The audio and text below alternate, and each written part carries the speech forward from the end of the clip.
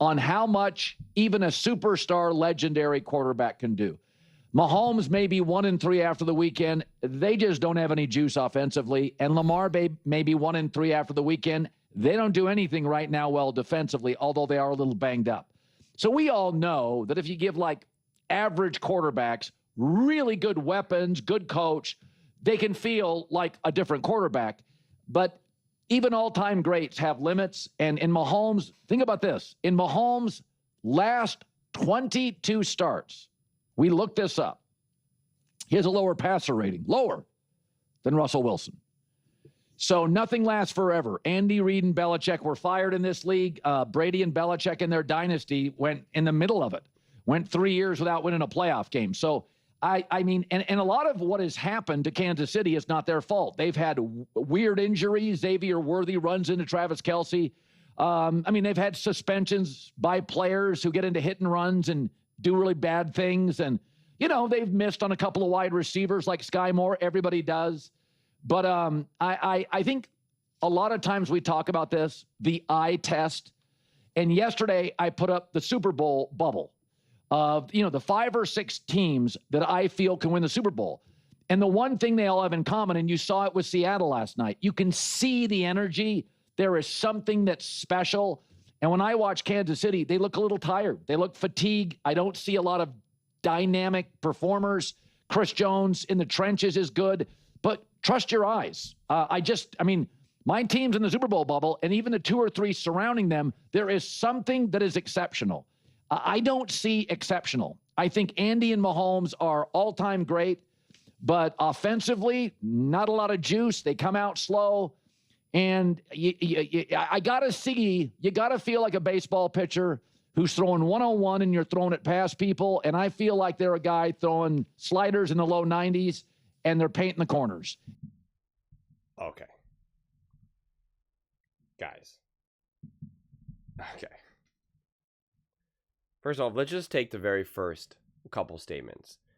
The Chiefs have no juice offensively, and the Ravens, they can't seem to do anything right on defense, although they do have some injuries. We could say that essentially about the Kansas City Chiefs offense. Obviously, it's always, it's the suspension and injury. But you're talking about wide receiver 1 and 2. That is why this offense doesn't have a lot of juice. Now, what this does prove, like I've said now many times this year, that Patrick Mahomes can't just do it all himself. That he's not this invincible quarterback. So the idea that he was always just completely carrying this team was always nonsense. It was always nonsense. And that even someone like Patrick Mahomes needs talent around him to succeed. And so, that's fine. It's okay to accept that as the reality. But to now just be like, I just don't see it. This team just has no juice. This Super Bowl window's closing. It's over.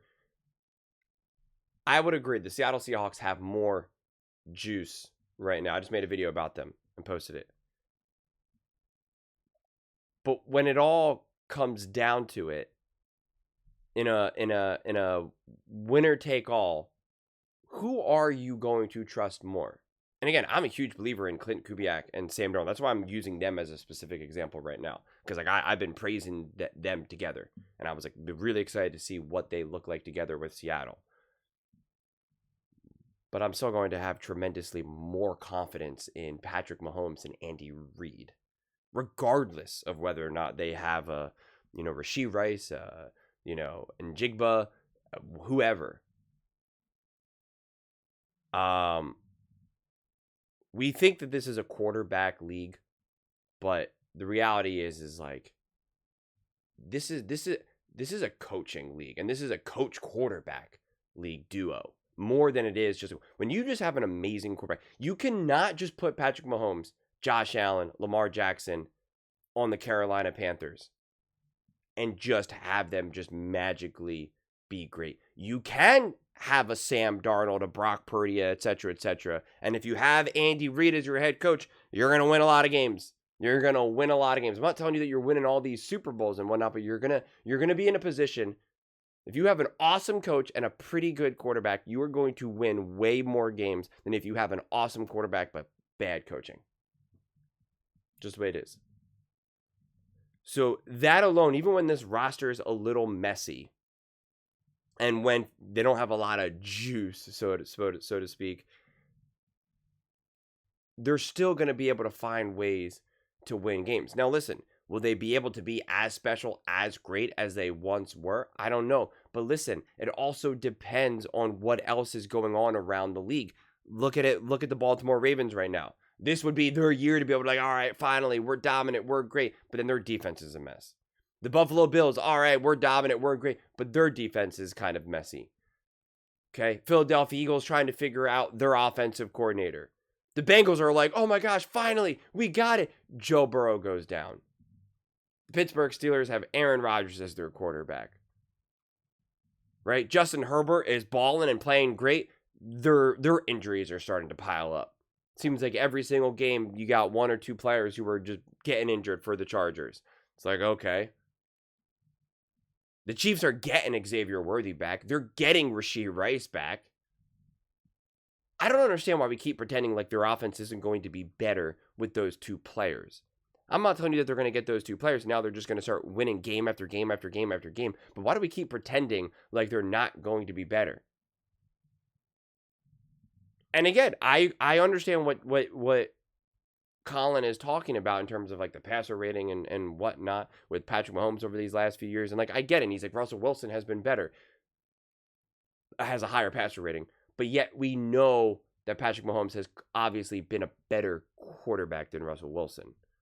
This is why I always laugh when people want to use random stats when we're having the conversations with like Josh Allen versus Patrick Mahomes or Lamar Jackson. And then I always say, okay, well, in whatever year, Tua had better stats than Patrick Mahomes. Does that mean he's a better quarterback? Dak Prescott had better stats. Baker Mayfield had better stats. It's like, does that mean that he's better? No. And then it's just like that then becomes this kind of circular conversation that we're often having, where it's just like stats versus wins. And it's like, okay, well, he's not winning. So, and he doesn't have the stats. It's like, okay, but then he doesn't have the people around him. And it's like, well, okay, well, we could say that about lots of quarterbacks, So it's just, it always becomes a messy conversation when you reach such a strong conclusion and constantly, no matter what other evidence you see, you just stand firm. But what Colin is saying is there's a lot of truth, but I think this statement is just taken too far. Again, what these last few years have proven that someone as great and as special as Patrick Mahomes still needs a lot of talent around him to truly be great, to truly be elite, to truly be special, to put up those amazing numbers. And when we automatically downplay Brock Purdy for having an amazing season with Christian McCaffrey and Shanahan and Ayuk and Debo, it's like, well, that's not really fair to do. And same thing with Jalen Hurts and with A.J. Brown, Devontae. It's like, that's not really fair to do. We say, well, what happens when we take away those players? How good are you?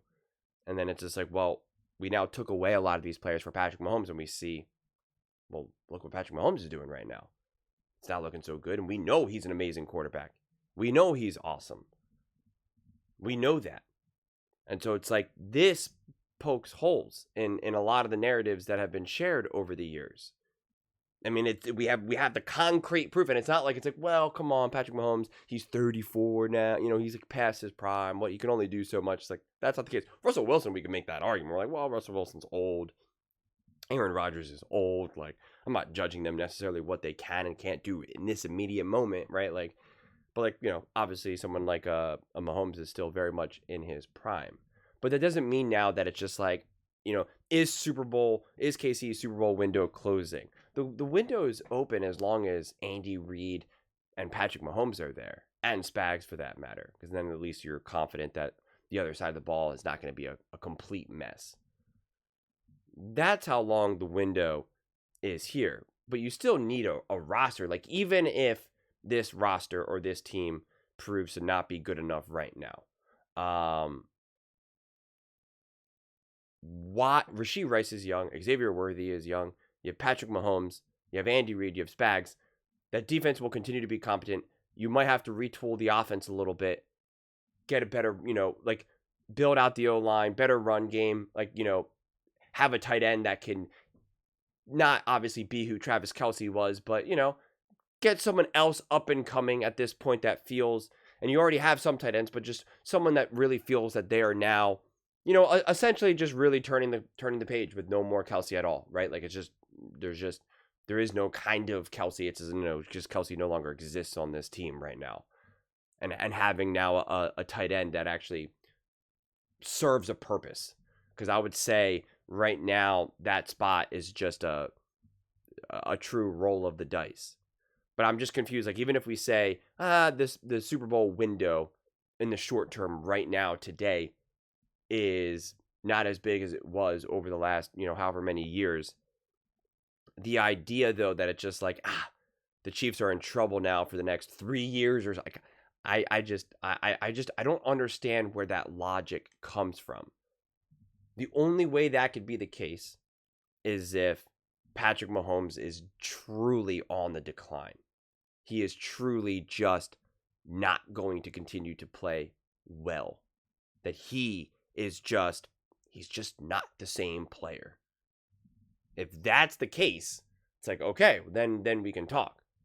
Andy Reid's retiring, Spags is like, I'm done. And that is a little bit of the problem if you lose. If you don't make Super Bowls, if you don't make an AFC championship game and whatnot, then it does get a little bit easier for Spags to be like, this has been a great run, but it's time for me to hang it up. And Andy's like, yeah, man, I'm not coaching for another 10 years. I just, it's time. It's time. Then things have the potential to get weird. But I just don't think we're there yet. So I don't know. It's going to be an interesting game on Sunday. It's Sunday, 425 game. I guess that'll probably be Romo then, I assume. So it'll be interesting. It'll be an interesting game. Yeah, because it's the AFC. So it should be CBS and Romo and company, I assume. But is KC's Super Bowl window closing? I mean, even if we said that this window closed today, I don't understand why there would be no option for them to reopen the window next year, especially with a full season of Xavier Worthy, Rashee Rice, right? Like I don't get it, honestly. I really don't. But those are just my thoughts. I'd absolutely love to hear yours. What do you guys all think about the Kansas City Chiefs? Is KC's Super Bowl window closing? And who would you rather have right now? Russell Wilson or Patrick Mahomes? Let me know. I read every single comment, so whether you agree with me or disagree with me, either way, let's get in some discussions, let's get in some fights, but ultimately, let's just have some fun. And please do consider subscribing. We are building an amazing community here, and absolutely love to see you part of it. I want to build something that we all generally feel connected to, something that we're really excited to be part of. I think we're well on our way to doing it. And please don't forget to give this video a thumbs up, as it really does help the visibility and the algorithm. Thank you so much. See you next time.